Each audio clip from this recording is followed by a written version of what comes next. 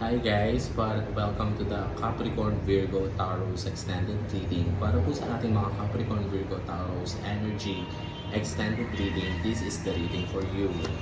So Capricorn Virgo Taurus, na-feel mo na nabitray ka ng person mo. And even though the person's connection is not becoming solid, Capricorn Virgo Taurus, you still feel that you are being betrayed. The person want to connect it again. Pero the good thing and the problem is that Capricorn Virgo Taurus is that meron ka ng isang bagay na pinagpokusan. You're not already or you're not anymore focused doon sa person or sa situation. Kahit kumukontak siya, hini-ignore mo na yung person mo, Capricorn Virgo Taurus, or the situation itself. See, you are ignoring everything. Sometimes you feel sad about it and your person feels sad about it. So try to be more,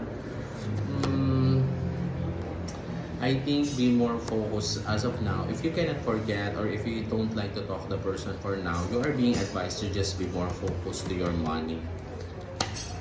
There is a judgment card and a wheel of fortune. So if you really think that you don't have if you really think or you feel that you don't have a time for love or relationship, try to be more focused about your money, your career, Capricorn Virgo Taurus. And you have the High Priestess, so what you desire is going to happen.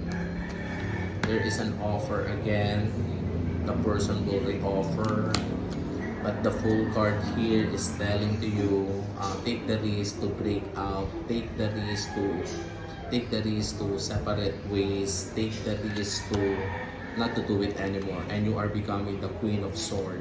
So if you are the Queen of Swords energy, you don't like to be more focused to people who disappointed you in the past, and you are more focusing about your money. And even though the person, like the offer of the person is very, it's very tempting, but you will not accept the offer, so the person will be sad. Your person will be sad because you know that there are a lot of disappointment that is going to happen na nangyari in the past. So what you will be going to do is that there is a High Priestess here. Your only manifestation for now is focus, even though it's over again, but you will decline the offer because you are really hurt. You are really hurt. Capricorn Virgo Taurus, you are ignoring the person, communication, you don't like to talk with anymore. What you only need to focus is yourself, your money, and your situation. Anyway guys, that is your extended tarot reading for you sa ating mga Capricorn Virgo Taurus. So if you really like the video, please like and please click the bell and click subscribe, and I would love to hear you back.